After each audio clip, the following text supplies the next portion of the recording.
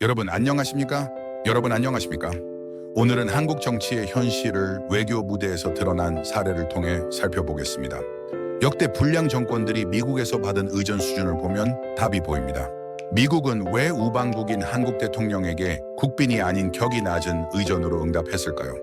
다음은 3대 조작으로 정권의 정통성 흠결로 격이 낮은 의전을 받은 불량 정권들입니다. 베네수엘라의 우고 차베스가 2005년 미국 방문 시 블레어 하우스 숙소 제공하였으나 의장대 사열은 없었습니다. 이유는 미국의 반정부적 태도와 비판적 입장을 반영한 격화된 대우라고 할 수 있습니다. 베네수엘라의 니콜라스 마두로가 2015년 미국 방문 시 블레어 하우스 숙소 제공하였으나 의장대 사열은 없었습니다. 이유는 미국의 반정부적 태도와 비판적 입장을 반영한 격화된 대우였습니다. 쿠바의 라울 카스트로는 2015년 미국 방문 시 블레어 하우스 숙소 제공하였으나 의장대 사열은 없었습니다. 이유는 미국의 반정부적 태도와 비판적 입장을 반영한 격화된 대우. 2025년 8월 26일 미국 정부는 브라질의 리카르도 레반도프스키 법무장관의 비자를 취소하였으며 이에 대해 룰라 대통령은 이를 무책임한 결정이라며 강력히 비판하였습니다. 한국의 이재명 정권은 2025년 미국 방문 시 블레어 하우스 숙소 제공도 의장대 사열도 없었습니다. 이유는 미국의 반정부적 태도와 비판적 입장을 반영한 격화된 대우였습니다. 차베스, 마두라, 카스트로보다 더 격의 낮은 의전 대우였습니다. 한 비자는 이렇게 말했습니다. 국지환, 부재외적, 이재부지적 지강. 고적 한부자의 디얼자의 부주디즈 장나라의 근심은 외적이 아니라 적의 강함을 모르는 데 있다. 즉 진짜 위기는 밖에서 오는 것이 아니라 안에서 스스로의 허약함을 외면할 때 찾아온다는 뜻입니다. 여러분 이런 문제를 깊이 성찰하고 더 많은 진실을 함께 나누고 싶으시다면 지금 구독과 좋아요로 함께 해주십시오. 이재명 정권이 집행하는 소비 쿠폰은 단순한 경제 정책일까요? 아니면 정권의 불안한 정통성을 가리기 위한 수단일까요? 혹은 베네수엘라, 브라질, 중국, 러시아 등 사회주의 국가의 방식을 따라하는 일종의 실험일까요? 그렇다면 정말로 이재명이 서민의 고통을 덜어주기 위해 물가와 국가 재정, 채무의 악영향을 감수하면서까지 쿠폰을 발행하는 걸까요? 지금 우리가 목도하는 현상을 단순한 쿠폰 정책으로만 봐서는 안 됩니다. 그 배경에는 더 근본적인 문제가 자리 잡고 있습니다. 그것은 이재명 정권이 3대 조작선거, 통계, 여론으로 정통성에 문제가 많은 불량 정권으로 규정되고 있기 때문입니다. 정권 정당성 포장을 포장하기 위함입니다. 재정을 통한 복지, 소비 쿠폰 지급 등은 정부가 국민을 배려하는 것처럼 보이게 하여 정권의 이미지 개선에 활용됩니다. 단기적 내수 활성화로 경제가 살아나는 듯한 착시를 만들어 정책 정당화가 가능합니다. 그러나 소비 쿠폰이 효과가 과연 그들이 원하는 대로 과연 있을까요? 우선 우리는 사회주의 체제를 운영하는 국가와 비교를 통해 이 문제를 바라봐야 합니다. 우선 다른 나라 사례를 보겠습니다. 베네수엘라, 브라질, 중국, 러시아 같은 국가들은 구조적으로 저임금 저소득 사회입니다. 그래서 국가가 직접 배급이나 쿠폰을 나눠주면 국민들에게는 생존을 위한 최소한의 안전망이 됩니다. 이를 흔히 생존 효과라고 부릅니다. 베네수엘라, 브라질, 중국, 러시아 같은 국가는 구조적으로 저임금 저소득 구조에 놓여 있습니다.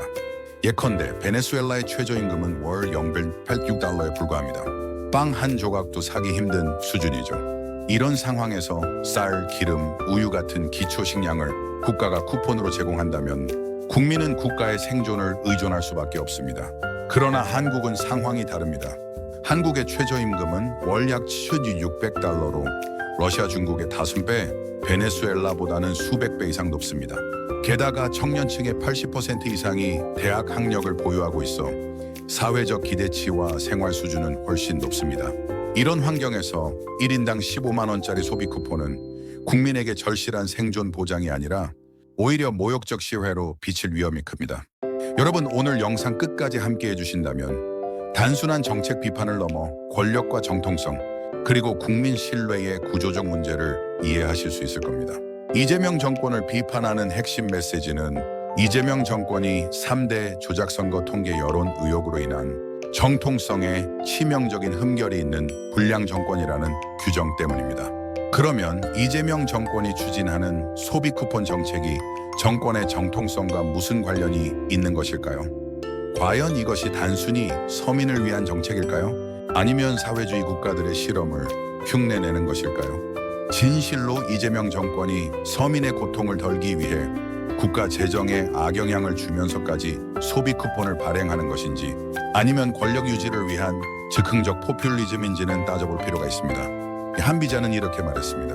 이소리 위민 민지기 모이산 이샤오리 주민 민수치 모얼산. 작은 이익으로 민심을 모으려 하면 백성은 곧 그 속셈을 알아채고 흩어진다. 작은 이익으로 백성을 모으려 하면 백성들은 그 꾀를 알아채고 흩어진다는 뜻입니다. 이는 대개 맹자의 말로 알려져 있으며, 겉으로 보이는 작은 이익에 현혹되지 않고 본질을 꿰뚫어 보는 백성들의 지혜를 강조하고, 진정성 없이 이익만을 쫓는 통치자는 결국 백성들의 신뢰를 잃고 실패하게 됨을 경고하는 구절입니다. 즉, 큰 비전 없이 단기적 이익만 던져주면 국민의 신뢰를 잃는다는 의미입니다.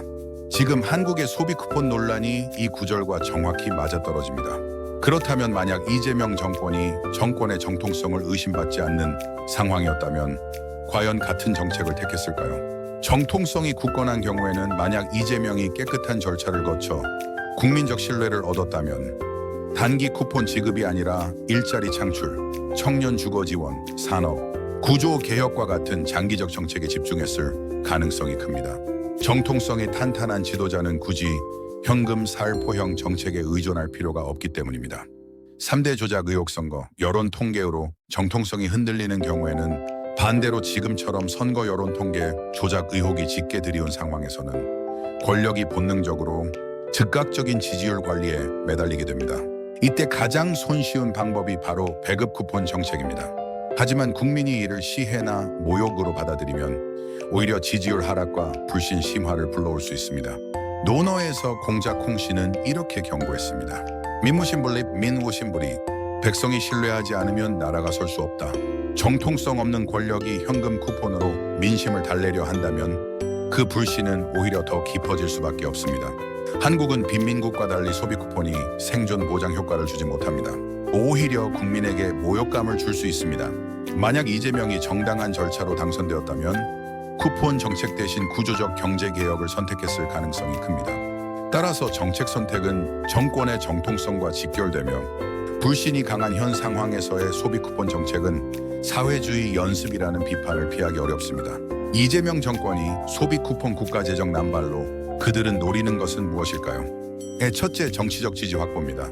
차베스와 마두로는 사회주의식 복지 배급 시스템을 통해 빈곤층과 중하위 계층의 지지를 확보했습니다. 소비 쿠폰처럼 현금성 지원이나 물품 배급은 국민의 일시적 만족을 만들어 선거 정치적 안정을 확보하는 수단으로 사용됩니다. 둘째, 사회적 통제와 충성을 유도하기 위함입니다. 재정 투입은 단순한 지원을 넘어 국민과 군, 관료에 대한 심리적 의존을 만들어냅니다. 지원받지 못하면 불이익을 받는다는 구조로 반대 의견이나 정적의 세력을 약화시키는 간접적 통제 수단이 됩니다. 셋째, 정권 정당성 포장을 포장하기 위함입니다. 재정을 통한 복지, 소비 쿠폰 지급 등은 정부가 국민을 배려하는 것처럼 보이게 하여 정권의 이미지 개선에 활용됩니다. 단기적 내수 활성화로 경제가 살아나는 듯한 착시를 만들어 정책 정당화가 가능합니다. 이재명 정권이 소비 쿠폰 국가재정 남발로 잃는 것은 무엇일까요? 첫째, 재정 지속 가능성을 잃고 국가 신뢰를 잃습니다. 과도한 재정 투입은 국가 채무 증가로 이어지고 장기적 재정 건전성을 위협합니다. 국제 신용평가와 금융시장에서 국가 신뢰가 하락할 수 있습니다. 둘째, 경제적 통계를 왜곡합니다. 재정 남발은 물가 상승, 배급 쿠폰 의존, 자원 배분의 비효율을 초래하며 경제 체질 악화를 가져옵니다. 민간 투자나 생산 활동이 위축될 수 있습니다. 셋째, 미래 세대 부담입니다. 현재 세대의 소비 확대를 위해 미래 세대가 부채 상환과 세금 부담을 떠안게 됩니다. 민주적 사회에서는 세대 간 정의와 경제적 형평성 문제로 사회적 불만이 누적됩니다. 이재명 정권은 소비 쿠폰 사회주의 배급 시스템을 모방한 이유는 무엇일까요? 첫째, 단기적 소비 촉진입니다. 쿠바, 베네수엘라 차베스 마두로, 브라질 룰라 사회주의 체제에서는 국가가 물품 배급과 현금성 지원으로 국민 소비를 직접 조절했기 때문입니다. 우리나라 소비 쿠폰도 국가가 국민에게 일정 금액을 직접 지급하여 내수를 자극한다는 점에서 유사합니다. 둘째, 정치적 통제 및 지지를 확보하기 위해서입니다. 사회주의 배급 시스템은 권력자가 국민을 통제하고 충성을 확보하는 수단으로 쓰였습니다. 소비 쿠폰 역시 경제적 혜택을 통해 국민의 긍정적 인식을 유도하는 정치적 효과를 기대할 수 있습니다. 좌파의 사회주의 흉내가 무엇이 위험할까요? 첫째, 장기적 재정 부담이 될 수 있습니다. 사회주의 배급처럼 일회성당이성 정책에 의존하면 재정 지속 가능성을 해치고 미래 세대에게 부담을 전가할 수 있습니다. 즉, 단기 효과를 위해 국가 채무를 증가시키는 구조는 경제학적으로 효율적이지 않으며 위험하다는 비판이 가능합니다. 둘째, 시장 기능을 왜곡할 수 있습니다. 배급 쿠폰 지급은 시장의 가격 수요 공급 신호를 왜곡하고 민간 자원의 효율적 배분을 방해합니다. 장기적으로 민간 경제 활동을 억제하고 국가 의존적 구조를 강화할 수 있습니다. 셋째, 정치적 포퓰리즘입니다. 사회주의 배급과 소비 쿠폰 모두 단기적 인기 확보라는 정치적 목적이 우선될 가능성이 높습니다. 경제학적 윤리적 관점에서 보면 정책의 효율성과 공정성보다 정치적 효과를 우선하는 행위로 비판될 수 있습니다. 정리하면 독재자들은 소비 쿠폰과 재정 남발로 단기적 정치적 이익을 얻지만 장기적 재정 안정성, 경제 효율성, 미래 세대 부담을 잃게 됩니다. 우리나라 소비 쿠폰 정책 또한 사회주의적 배급과 유사한 구조적 위험이 있으며 장기적 관점에서 신중한 재정 운용과 정치적 책임이 요구됩니다. 이재명 정권이 사회주의자들이 하는 배급, 소비 쿠폰을 남발할 경우에 장기적으로 국가 채무를 증가시키고 재정 건전성을 악화시킬 수 있다는 것을 모를까요? 아니면 알아도 부정선거로 정권의 정통성을 유지하기 위해서 어쩔 없이 하는 걸까요? 소비 쿠폰이나 현금성 지원 같은 단기적 민생 대책은 사실 정치권에서 자주 쓰는 수단입니다. 경제를 살린다는 명분을 내세우지만 장기적으로는 국가 채무를 늘리고 재정 건전성을 악화시킬 위험이 큽니다. 문제는 정책 결정자들이 이 사실을 모르는 것이 아니라 알면서도 정치적 계산 때문에 실행한다는 점입니다. 선거를 앞두고 국민에게 직접적인 혜택을 제공하면 당장의 지지율을 끌어올릴 수 있습니다. 특히 정통성 논란이나 정권 기반이 불안정할 경우 재정 부담을 미래로 미루더라도 당장의 지지층 결집을 택하는 경우가 많습니다. 따라서 몰라서 한다기보다 알면서도 권력을 유지하기 위한 전략이라고 보는 편이 타당합니다. 이는 남미의 베네수엘라, 차베스 마두로, 브라질 룰라 같은 사례에서도 반복된 패턴입니다. 이재명 정권이 소비 쿠폰이나 각종 지원금 정책을 남발할 경우 장기적으로 국가 채무 증가와 재정 건전성 악화를 초래한다는 사실은 충분히 알고 있을 가능성이 높습니다. 왜냐하면 기재부나 한국은행, 국책연구기관들이 매년 보고서를 통해 국가 채무 위험과 재정 지속 가능성을 경고하기 때문입니다. 이재명 정권이 지원금 정책을 남발할 경우 장기적으로 국가 채무 증가와 재정 건전성 악화를 초래한다는 사실은 충분히 알고도 계속하는 이유는 무엇일까요? 첫째, 정치적 생존 논리 때문입니다. 특히 정권의 정통성이 흔들리는 상황에서 단기적 인기와 지지를 확보하기 위해 현금성 지원책을 사용할 수 있습니다. 특히 선거를 앞두고는 단기적 경기 부양과 표심 결집 효과를 노릴 수 있습니다. 둘째, 이념적 정당화 때문입니다. 사회주의적 사고에서는 국가가 국민 생활을 직접 챙겨야 한다는 인식이 강합니다. 따라서 장기적인 부채 부담보다 단기적 분배 효과와 국민이 체감하는 혜택을 우선시할 수 있습니다. 즉, 몰라서가 아니라 알면서도 정치적 필요 때문에 어쩔 수 없이 쓰는 경우가 많다고 보는 것이 합리적입니다. 사회주의 국가에서 하는 배급, 소비 쿠폰 같은 것을 이재명 정권은 어디서 학습했을까요? 사회주의 국가뿐만 아니라 포퓰리즘 정치가들이 자주 사용해온 전형적인 매표 수단입니다. 사회주의 국가에서 행해지는 배급제, 소비 쿠폰 같은 제도는 20세기 사회주의 경제 모델에서 비롯된 것입니다. 소련, 쿠바, 베네수엘라, 중국 등에서 국가가 식량, 연료, 생필품을 배급하거나 쿠폰으로 지급했던 전례가 있습니다. 이재명 정권이나 좌파 세력이 이런 방식을 어디서 학습했느냐를 보면 국내에서는 진보 성향 학자, 시민단체, 좌파 정치 네트워크를 통해 공유된 사회경제 정책 아이디어일 가능성이 큽니다. 이재명 개인이 직접 쿠폰을 발행하라고 행정명령을 내린다기보다는 정권 주변의 정책 참모 영재, 관료 좌파 성향 싱크탱크가 아이디어를 설계하고 정치적 필요에 따라 이재명이 이를 승인 활용하는 방식이라고 보는 게 현실적입니다. 즉, 주도 세력은 정권을 둘러싼 정책 엘리트 집단이고 이재명은 그것을 정치적으로 활용하는 최종 결제자라는 것이죠. 남미와 동구권에서 실제로 소비 쿠폰 배급 정책이 어떤 결과를 낳았을까요? 과거 사회주의 정권들은 국민생활보장이라는 명분으로 배급제나 쿠폰제를 도입했지만 실제로는 경제를 왜곡시키고 국가 재정을 파탄시켰습니다. 소비 쿠폰이 지속될 경우에 정통 관료 집단의 반발 가능성 있을까요? 경제 관료 집단도 소비 쿠폰 남발 정책에 대해 내부적으로 불만을 가질 가능성이 충분히 있습니다. True story, the 이혼 스테이트먼트 수레스 모아르 첫째, 직업적 신념과 전문성 때문입니다. 재정 건전성과 거시경제 안정은 경제 관료의 핵심 업무입니다. 장기적으로 부채 증가, 인플레이션, 재정 불균형을 초래할 수 있는 정책에는 본능적 경계심이 있습니다. 둘째, 책임 회피와 명예 문제 때문입니다. 정책 실패 시 경제 관료도 책임론에 노출될 수 있습니다. 따라서 자신의 전문성을 무시하고 위험한 정책을 강행하면 내부적 불만이 누적될 수 있습니다. 셋째, 조직 문화와 정치적 충성에 불만을 가질 수도 있습니다. 한국 관료 조직은 원칙적으로 정치적 중립을 지향하지만 장기적 충성보다는 합리적 대응과 내부 불만 표출을 선택할 수도 있습니다. 특히 경제 관료가 이 정책은 재정 위험이 크다고 판단하면 정책 집행 속도나 세부 실행에서 저항이나 소극적 대응을 할 가능성이 있습니다. 그리고 장기적으로는 정권 부담이 될 가능성도 있습니다. 소비 쿠폰 발행이 계속된다면 이재명 정권에게는 어떤 부담이 생길까요?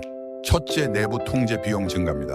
경제 관료들의 불만을 관리하고 설득하는데 행정적 정치적 비용이 발생합니다.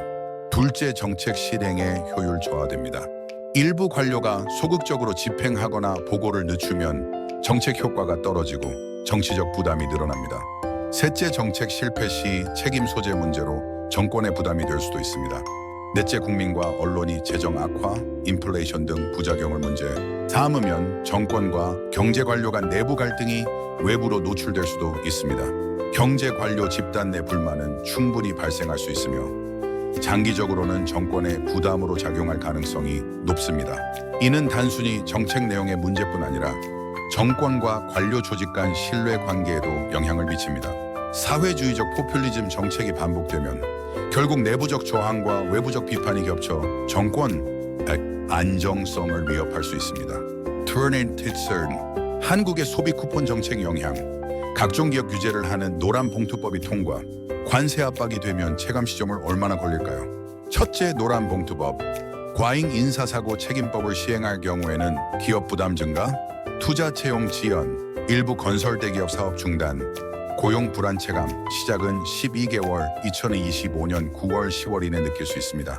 둘째, 소비 쿠폰을 누적 지급하면 재정 적자 확대, 국채 발행 증가로 국민 일부가 세금 증가하고 물가는 상승하여 서민에게 부담되어 자영업 매출 감소의 체감은 23개월 2025년 10월 11월 이내에 느낄 수 있습니다. 셋째, 관세 협상이 실패하고 대기업이 해외로 이전하고 건설 중단 시에는 투자 고용 위축에서 경기 둔화로 자영업자, 중소기업, 근로자 체감 강화, 소비, 위축은 34개월 2025년 11월 12월 이내 느낄 수 있습니다. 넷째, 재정 악화, 정책 누적 효과로 금리 상승 압력이 예상되고 물가 상승, 세금 부담 증가가 됩니다.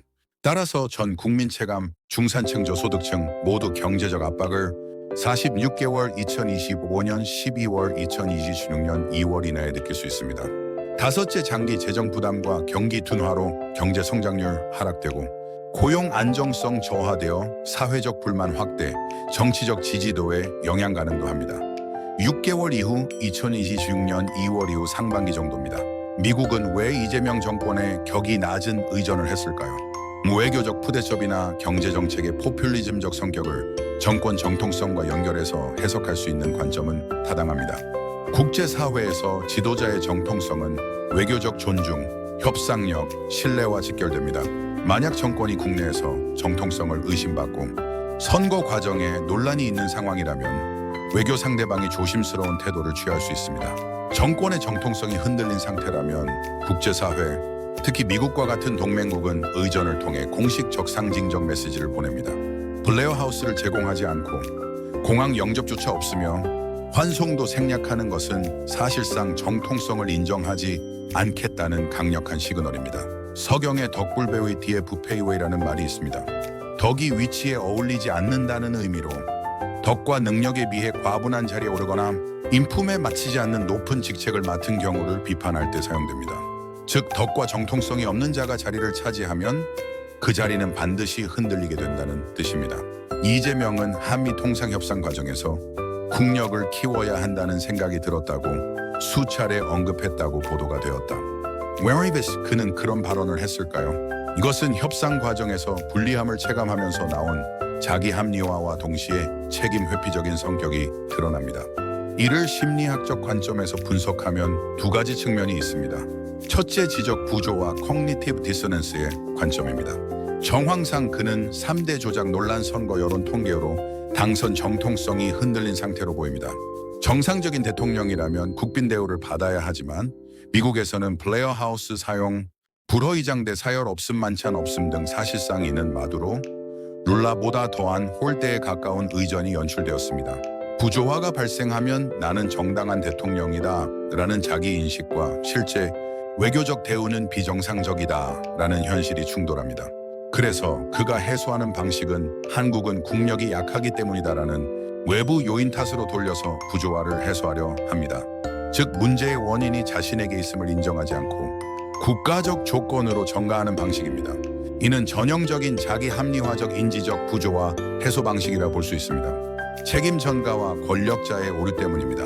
하메로리한 한비자 이렇게 말했습니다. 군무이사공 무이일인지 변난만인지 치준 우이스 하이공 우이이른즈 변란 완른즈주 개인의 사사로운 이익으로 공적인 일을 해치지 말고 한 사람의 궤변으로 만 사람의 다스림을 어지럽히지 말라는 의미입니다. 이는 한비자 오두편에 나오는 말로 사적인 감정이나 이익으로 공공의 이익을 해치거나 겉으로는 그럴듯해 보이는 변설로 사회의 혼란을 일으키는 것을 경계하는 군주와 신하의 자세를 강조하는 구절입니다.